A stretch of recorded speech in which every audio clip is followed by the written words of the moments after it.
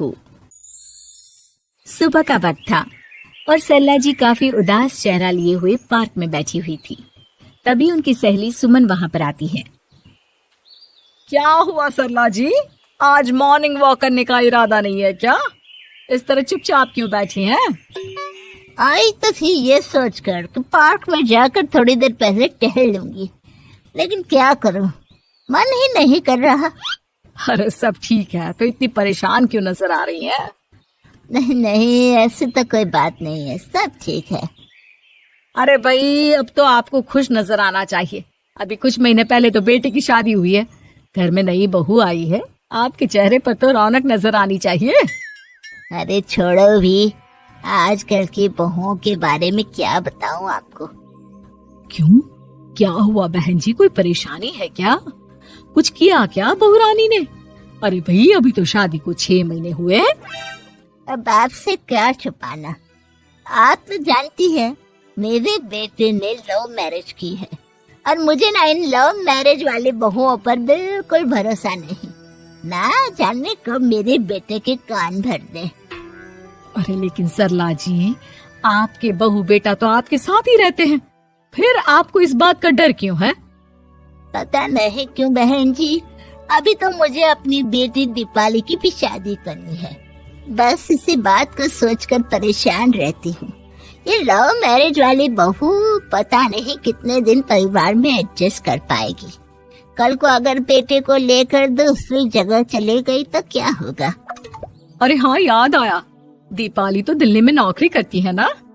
हाँ हाँ, बहुत अच्छी नौकरी लगी है उसकी। और आप किसी से कहना मत, अपने ऑफिस में साथ में काम करने वाला कोई लड़का उसे बहुत पसंद है, बता रही थी मुझे।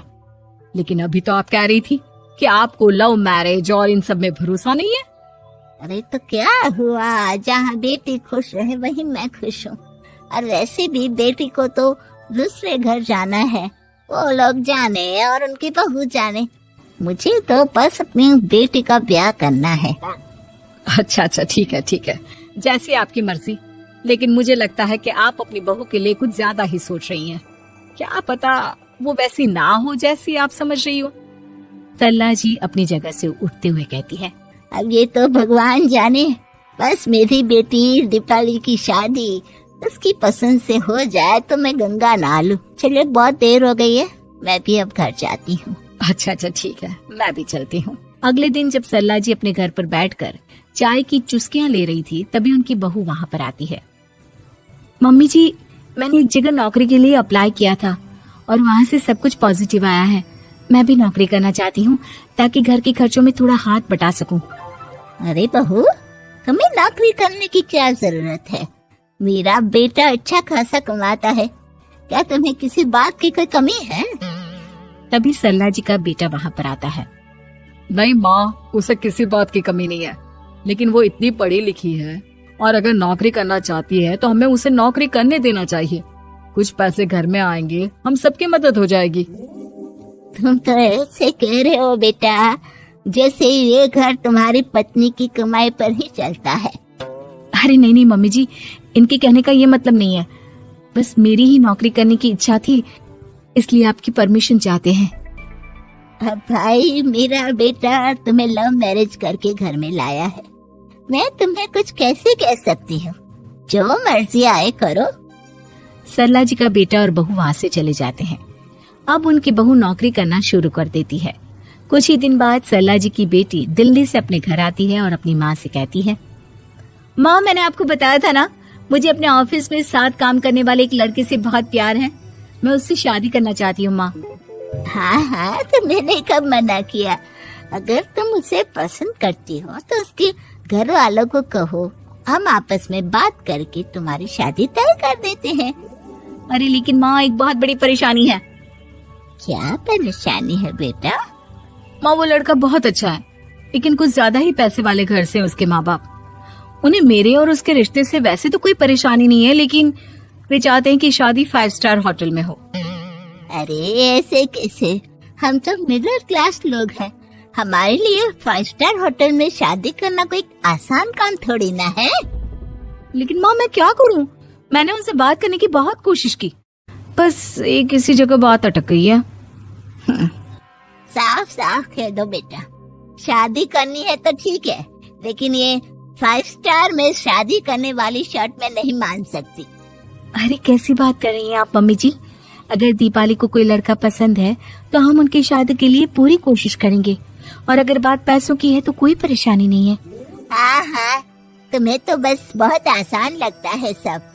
जिस तरह तुमने मेरे बेटे से इतनी आसानी से शादी कर ली, सारे काम उतने आसानी से नहीं होते। समझ में आया? हर काम करने में पैसे लगते हैं। लेकिन माँ, मैं उस लड़की को बहुत पसंद करती हूँ। सही बात है बेटा, लेकिन तुम उस लड़के से साफ साफ कह दो, अगर उसे तुमसे शादी करनी है तो अपने घर वालों को मनाए। अगर नहीं मना सकता तो तुम दोनों अपनी गृहस्थी अलग से कहीं सेट कर लो। कोई जरूरत नहीं है अपने माँ बाप के साथ रहने की। मम्मी जी, ये आप क्या कह रही हैं? मैं भी तो आपके बेटे के साथ लव मैरिज करके आई हूँ। अगर मैंने भी ऐसा ही किया होता तो? लो, अब तो मुझे उल्टा जवाब देने लगी। देखो बहू, मैं तुम्हारी सास हूँ, मुझसे ठीक से बात करो। लेकिन माँ, भाभी ठीक तो कह रही हैं। हाँ, अगर बात शादी के खर्च की है तो मैं उस लड़के से कुछ कह सकती हूँ, लेकिन उसे अपने घर वालों से अलग होने के लिए कहना, ये सही होगा क्या? आप तो समझिए माँ। और वैसे भी मम्मी जी, मैंने कुछ महीने पहले जॉब करना शुरू कर दिया था और अपनी पूरी सैलरी बचा कर रखी है। आप चिंता मत कीजिए, मैं दीपाली की शादी में कोई कमी नहीं होने दूंगी। तुम अपनी सारी तनख्वाह मुझे मेरी बेटी की शादी का खर्च करने के लिए दे दोगी? हाँ माँ, मैंने भाभी को पहले ही सब कुछ बता दिया था और वो इस बारे में सब कुछ जानती थी, इसीलिए उन्होंने पहले ही नौकरी करनी शुरू कर दी ताकि मेरी शादी धूमधाम से हो सके।